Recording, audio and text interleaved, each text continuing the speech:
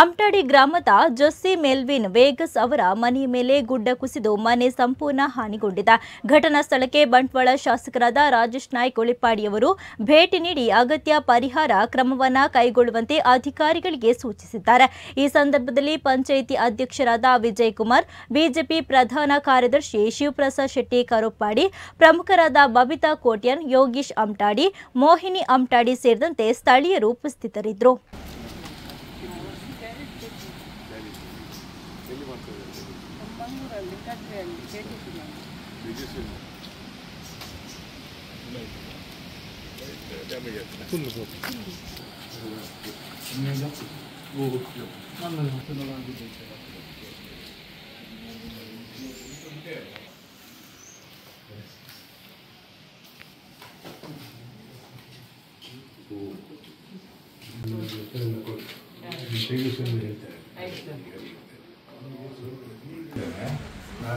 ಮನೆ ಬಂದಿದ್ದೀರಾ ನೀವು ಎಲ್ಲ ಮಾಡಿ ಹೋಗಿದ್ದೀರಲ್ಲ.